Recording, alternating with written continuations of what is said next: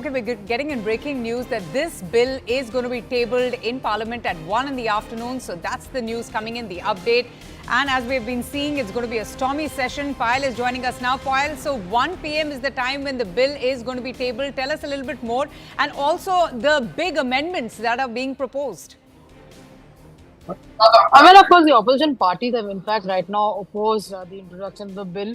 So, KC Venugopal, Haibi Eden, Asaduddin obviously being the latest one, has opposed introduction of the bill because they feel that the government of the day is trying to target a particular community out of nothing as well. So, that's something which the argument really has been, but the government will make an attempt to make them understand that this is a progressive bill, this is a reformist bill, this is a bill which is going to ensure that you get gender justice, this is a bill which is going to ensure that the poor get justice, given the fact that, like our colleagues have been reporting, that, there have been a lot of properties that have been captured illegally, possibly by the Waqf Board, and so far they had no reprieve because you have to, in fact, make peace with the Waqf Board, Avantika. But now, if you get into a dispute with the property, you can go up to a higher court, you can pursue the matter further.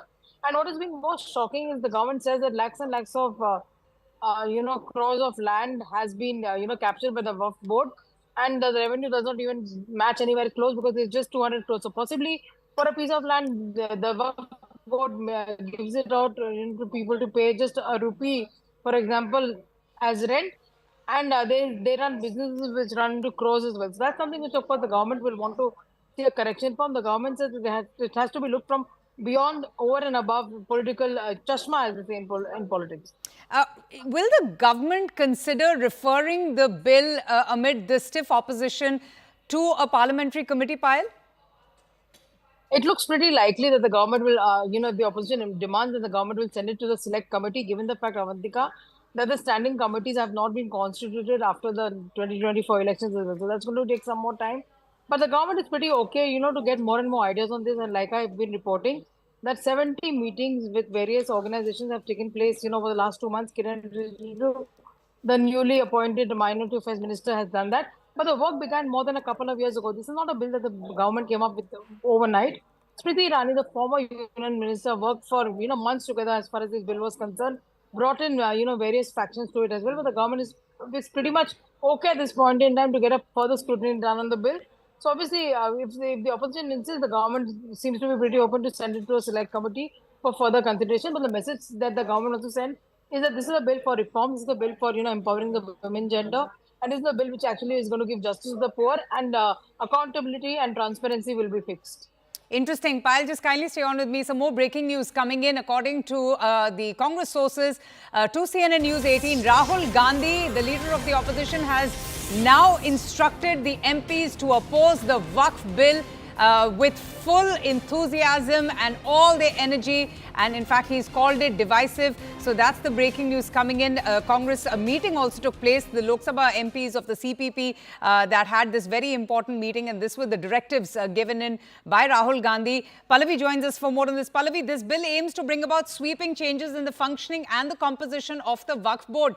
Then why is it that the opposition is calling it to be discriminatory, divisive? This is the same words they used for the Citizenship Amendment Act. At that time, they said this is being brought in to polarize the elections.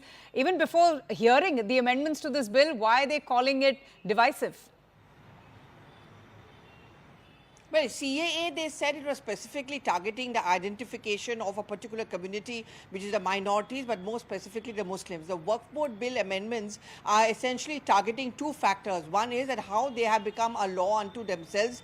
There have been several examples where people suddenly find that their land has been taken away because it's been taken up by the Waqf Board, and they require an NOC, which becomes a tedious process. This is what the course correction is looking at. Second, the Waqf Board itself is considered to be a kind of a political nexus. They are powerful people who have huge amount of funds at their disposal, but it also seeks to make more representation for, say, women as well as the Bohra community is concerned. None of these arguments have, however, cut ice with the India bloc at that meeting which took place at the Samvidhan Bhavan in the parliament. Rahul Gandhi headed it as a LOP, and he told them very categorically that there are multiple issues we want to discuss. There are urgent matters which need to be discussed. A Wayanad issue, for that matter, price rise. We're not happy with the budget. But also the government government is not paying attention to that. What is it that the government is doing is trying to distract your attention so that you focus on this issue alone. And that is what we need to oppose. And therefore, whether the bill goes to a committee or not, that's a call which is going to be taken by the chair. Certainly, the stiff opposition to a work vote should come, and that is exactly the mandate which has been given by Rahul Gandhi to the other members of his party, and the India bloc also, TMC, Samajwadi Party, Congress, Owaisi, of course, who's of course not a part of the India bloc. All of them have decided to tooth and nail oppose the Work Vote Amendment Bill.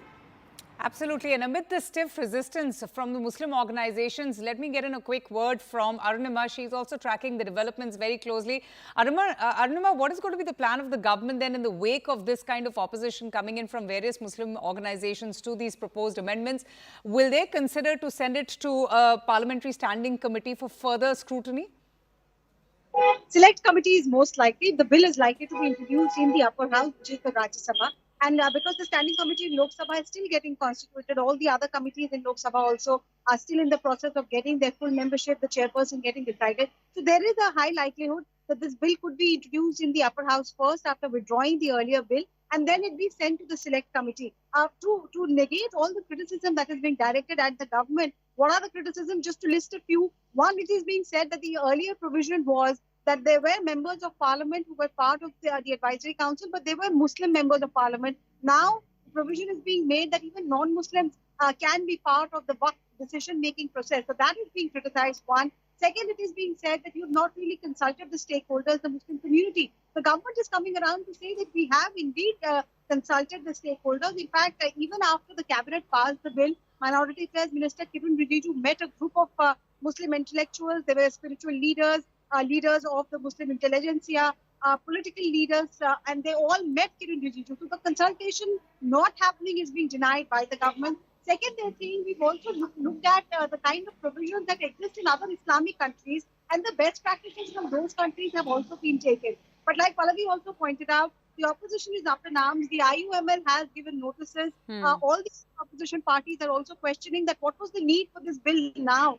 So when the bill is introduced, perhaps the Minority Affairs Minister is going to address all the concerns. And for further scrutiny, like I said, there is a possibility that the Select Committee might be allowed to look at this bill threadbare before it is passed by Rajya Sabha and Lok Sabha. Right. Arunima, just kindly stay on with me. Payal is also with us. Payal, now that several opposition leaders have vowed to oppose any bill to amend the Waqf Act, like Pallavi and Arunima was telling us, what is going to be the strategy? And I wanted to ask you about Asaduddin Owaisi, who's been at the forefront of this entire opposition. He's been saying that this is all being done to curb the Waqf board powers, that is going to divide the society. I know that you've also had a chance to speak to him. What does he have to say about this act? Well, in fact, he's given a detailed notice why he wants to really oppose the bill. He says, in principle, this is against the freedom of practicing religion. That's something which is raised about the fact. He's also questioned the intent of our government by asking, non-Muslim people to be members of the state boards and also of the central council. So that's the kind of argument that Mr. Owaisi has also been making as far as this bill is concerned.